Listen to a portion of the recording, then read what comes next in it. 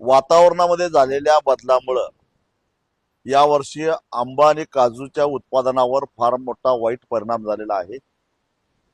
10 ते 15% पीक हाताला लागलेला आहे. या दोष शेतकऱ्याचा नाही आहे. त्याचा खर्च झाला, त्याची मेहनत झाली, त्याचा पैसा खर्च झाला, परंतु हाताला काहीच लागलं नाही. अशा परिस्थितीमध्ये सरकारनं मायबाप सरकार म्हणून शेतकऱ्याच्या पाठीशी राहायला पाहिजे होतं.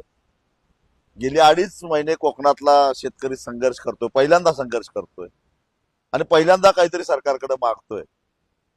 परंतु ना सरकारनं त्याच्याकडे फारशा गांभीर्यानं बघितलं आणि दुर्दैवाची गोष्ट म्हणजे कोकणातून निवडून येणारे सर्व पक्षीय लोकप्रतिनिधी सुद्धा म्हणावं तसा त्याला प्रतिसाद दिला नाही. म्हणून कोकणातला आंबा आणि काजू उत्पादक शेतकरी एकाकीपणाने लढतोय. आणि शेवटी आमचं काय चुकलं? आम्ही कायमपणानं स्वावलंबी ताटमाने राहिलो. सरकारकडे कधी हात पसरला नाही, कधी भीक मागितली नाही. शेती जमत नाही म्हणून आम्ही घरदार सोडलं, मुंबईत जाऊन राहिलो, पडेल ते काम केलं. परंतु आत्महत्येचा विचार सुद्धा आमच्या मनात कधी आला नाही. आम्ही अभिमानानं सांगायचो की साऱ्या महाराष्ट्रात आत्महत्या होत आहेत, पण कोकणात कधी आमच्या आत्महत्या होत नाहीत असं आम्ही म्हणायचो. पण ती वेळ आता संपली.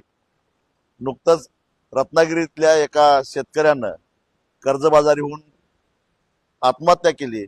माझ्या माहितीप्रमाणे 15 एकर त्याची आंब्याची कलमं होती, परंतु त्याला सुद्धा आत्महत्या करावी लागली. म्हणून कैफियत घेऊन महाराष्ट्राचे मुख्यमंत्री, ज्यांना उभ्या महाराष्ट्रामध्ये बदल घडवायचा आहे, इन्फ्रामॅन म्हणून पुढे यायचं आहे, महाराष्ट्राचे आधुनिक शिल्पकार म्हणून घेण्यात ज्यांना धन्यता वाटते, त्यांनी कोकणाला काय दिलं? कोकणाकडे कसं बघितलं त्यांनी? कोकणी माणसाला फक्त वापरून घेतलं. असं का?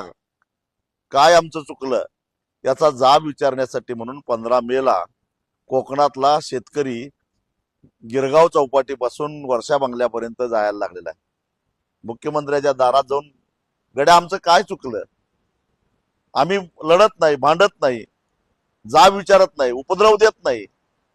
आम्ही आपण बरं, आपलं काम बरं, अशा पद्धतीने जीवन जगतो. ही आमची चूक झाली का? महाराष्ट्रातल्या इतर प्रांतासारखं आम्ही जर का उठसूट तुम्हाला जर त्रास दिला असता, मानगुटीवर बसलो असतो, तर मग तुम्ही आमचे प्रश्न सोडवणार आहात